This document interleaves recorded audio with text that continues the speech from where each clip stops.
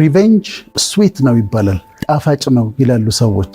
ስለሚወዱት የአእምሮ እርካታ ስለሚያመጣላቸው ጣፋጭ ነው ይሉታል። ግን ጣፋጭ አይደለም። ጥናቶች የሚያሳዩት እንደውም በጣም መራራ እንደሆነ ነው የሚያሳየው። የበቀል አይነቶችን ብናይ አንደኛው ሲምፕል ሪቬንጅ ይባላል። ሲምፕል ሪቬንጅ የሚባለው ቢሮ ስትገቢ አንድ የሥራ ጓደኛሽ ሰላም ልትዩ ስትይ ሰላም አይልሽም፣ ፊቱን አዙሮ ሰላም አላለሽም።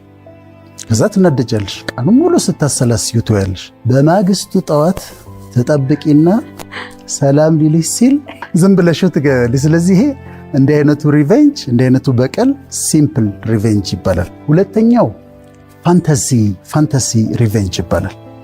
ፋንታሲ ሪቬንጅ የሚባለው በአእምሮ ውስጥ ነው የሚደረገው በቀሉ። ለምሳሌ አንድ ሰው አለቃው ጋር ተጣላ፣ አለቃው በደለው፣ ሄዶ አለቃውን እንዳይናገረው ከስራ ያባርረዋል። ስለዚህ በአእምሮ ምን ያደርጋል? በሐሳቡ አለቃው ጋር ይሄዳል፣ ይሰድበዋል፣ ይመታዋል፣ ይጥለዋል፣ ይረግጠዋል። ይህን ሁሉ የሚያደርገው ግን አእምሮ ውስጥ ነው። ከዛ አለቃው ጋር ሲሄድ እንዴት አድርግ ብሎ ሰላም ይለው። ስለዚህ ይሄ ፋንታሲ ሪቬንጅ ይባላል። ሶስተኛው ኦነር ሪቬንጅ ይባላል። ኦነር ሪቬንጅ የሚባለው ለምሳሌ አንድ ስብሰባ ላይ አንድ ሰው ሌላውን ሰው ክብሩን የሚነካ ነገር ይናገረዋል። ክብሩን ይነካል እና አሁን ክብሬ ተነክቷል ብሎ ያ የተሰደበው ሰው የተዋረደው ሰው ክብሬ ተነክቷል ብሎ ያስባል። አጋጣሚ ጠብቅና ይሄ ደግሞ በተራው ክብሩን ይነካዋል እና ይሄ የኦነር ሪቬንጅ ይባላል። አራተኛው በጣም ኢንትረስቲንግ ነው። አራተኛው ምን ይባላል መሰለሽ? ኮንስትራክቲቭ ሪቬንጅ ይባላል። ለምሳሌ አንድ ሰው ከስራ ተባረረ፣ በጣም ተናዷል። ይሄድና ይማርና ይሰራና ይለፋና ያባረረውን አይነት ካምፓኒ ይከፍታል፣ የራሱን የግል። በቀል ነው ግን ኮንስትራክቲቭ ነው፣ የሚያንጽ መልካም የሆነ በቀል ነው። ወይም በሌላ ምሳሌ ልንገርሽ። አንዲት ሴት ከባሏ ጋር ትጣላለች፣ ይፋታሉ። ባሏ አቢዩዝ ያረጋት ነበር እንበል፣ ወይም ዝቅ አድርጎ ይመለከታት ነበር። ከተለያዩ በኋላ ራሷን መጠበቅ ትጀምራለች።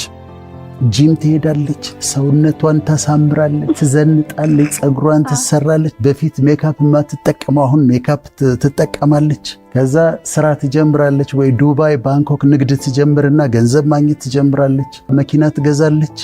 ያንን ሆና እንደዛ አምሮባት ባሏ እንዲሰማ ትፈልጋለች፣ ወይም እንዲያያት ትፈልጋለች። ኮንስትራክቲቭ በቀል ነው። በሂደት ውስጥ እሷ ምን ሆነች? ተለወጠች፣ አደገች። እሷ መበቀሏ ነው። the best revenge is massive success ይባላል። ትልቁ የበቀል መንገድ ስኬታማ መሆን ነው። አምስተኛው ደግሞ ትራንስፎርማቲቭ ሪቬንጅ ይባላል። የበደለሽ ሰው ተቸግሮ ታገኘዋለሽ።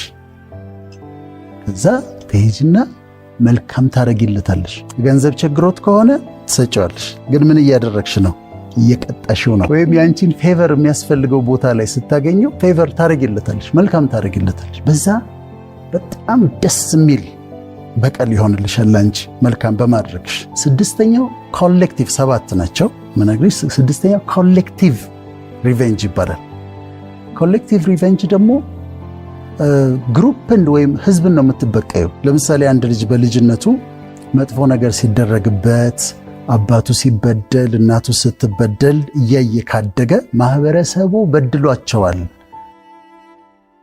ለእናቴ መሞት ማህበረሰቡ ተጠያቂ ነው ብሎ ካመነ ሲያድግ ትልቅ ቦታ ሲደርስ ስልጣን ላይ በተለይ ከወጣ ማህበረሰቡን ይበቀለዋል። ይሄ ኮሌክቲቭ ይባላል። ኮሌክቲቭ ሪቬንጅ ነው የሚባለው። የመጨረሻው ዲቫይን ወይም ስፒሪቹዋል ሪቬንጅ ይባላል። እንደምታውቂው እኛ ሀገር ወይ ጠንቋይ ቤት ይኬዳል፣ የጎዳቸውን ሰው እንዲበቀልላቸው የሚፈልጉትን ሰው ወይ ፎቶውን ይዘው ይሄዳሉ። ጠንቋዩ በስፒል ይወገዋል እና ድግምት እንዲሰራበት፣ መተት እንዲሰራበት፣ ኑሮ እንዲጎሳቆል፣ እንዲታመም ጠንቋይ ቤት ሄደው ያመለክታሉ። ይሄ ነው። በዚህኛው በኩል ደግሞ ለሚያምኑት ለምሳሌ እግዚአብሔር ሆይ የሱን ጉድ ሳታሳየኝ እኔ አልሞትም፣ እንዲያድርጎኛል፣ ስለዚህ የሱን ነገር ታሳየኛለህ። እነዚህ ሁሉ የበቀል አይነቶች ናቸው። በቀል አማራጮች አሉት። አሁን የበደለሽን ሰው አንደኛው ትበቀያለሽ። አንዱ አማራጭ እሱ ነው። ትበቀዩና ግን ጸጸት ውስጥ ትገቢያለሽ፣ ወይም በህግ የምትጠየቂበት ነገር ውስጥ ትገቢያለሽ። ሁለተኛው አማራጭ ጀስቲስ ነው፣ ፍትህ። ያ ሰው በህግ እንዲጠየቅ እና በህግ የሚገባውን ቅጣት እንዲያገኝ ታረጊያለሽ። ይሄም በበቀል ስሜት ልታረጊው ትችላለሽ። ሌላው ደግሞ በማስተማር ስሜት ሊሆን ይችላል። ለምሳሌ የሰረቀኝ ሰው ካለ እኔ ልተወው እችላለሁ፣ ግን እኔ ከተውኩት ሌላ ቦታ ሄዶ ሊሰርቅ ነው። ስለዚህ በህግ እንዲጠየቅ አድርጋለሁ። ሁለተኛው የበቀል አማራጭ ጀስቲስ ነው። ሶስተኛውና በጣም ጥሩ የበቀል አማራጭ ሜርሲ ነው፣ ምህረት ነው። ሌት ጎ ኤንድ ሙቭ ኦን ይባላል። ትተይውና ህይወትሽን ትቀጥያለሽ። በሙሉ ይሄ በመርህ ደረጃ መያዝ ያለብን ነገር ነው።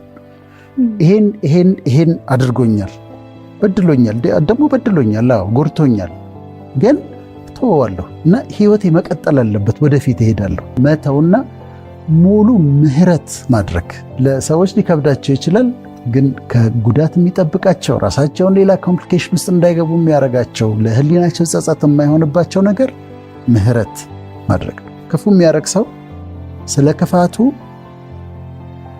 ደሞዙን መቀበሉ አይቀርም ስላደረገው። ለምንድን ነው? በተፈጥሮ እንኳን የመዝራትና የማጨድ ህግ ነው ያለው።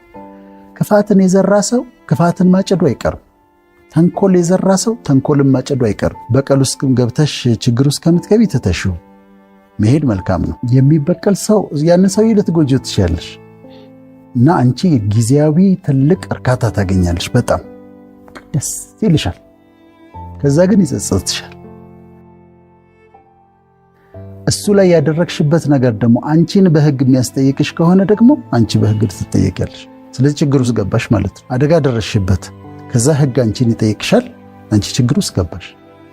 ምህረት ማድረግና መተው ግን በጣም መልካም ነው። ተወዳጆች ሆይ ራሳችሁ አትበቀሉ፣ ምክንያቱም እሱ በቀል የኔ ነው፣ እኔ ብድራትን እመልሳለሁ ብሏል። ራሱ ፈጣሪ ነው ያለው ይሄን እና እንደውም ጠላት ቢራብ አብላው፣ ቢጠማ አጠጣው፣ ይሄን በማድረግ የእሳት ፍም ጭንቅላቱ ላይ ታስቀምጣለህ ይላል እና ክፋትን በክፉ ነገር አትሸነፉ፣ ግን በመልካም ክፉን አሸንፉት ነው የሚለው። በክፉ አትሸነፉ ይላል። ስለዚህ መበቀል ራሱ በመንፈሳዊ አሁን ከመጣን መበቀል ራሱ መሸነፍ ነው። አሸናፊ የምትሆኚው በመተው ስታሸንፊ አሸናፊ ነሽ። እዚህ ጋር ሪቬንጅ አይደለም የሚለው ቬንጀንስ ነው የሚለው። ቬንጀንስ የኔ ነው፣ እኔ ብድራትን እከፍላለሁ።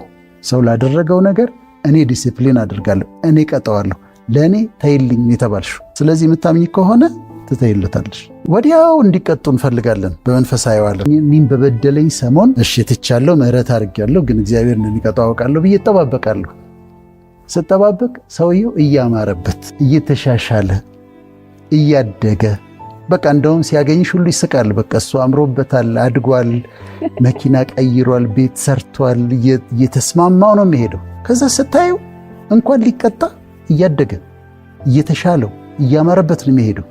ከዛ ትናደጃለሽ። እግዚአብሔር ደግሞ የሚቀጣው እሱ በመረጠው መንገድና እሱ በመረጠው ጊዜ ነው። ሰውየው መቀጣቱ አይቀርም፣ ብድራቱ ማግኘቱ አይቀርም። ያ ሰው የበደለሽን ሁሉ ከረሳሽው በኋላ አንድ ነገር ሆኖ ታገኘዋለሽ። ኦልሬዲ አንቺ ረስተሽዋል።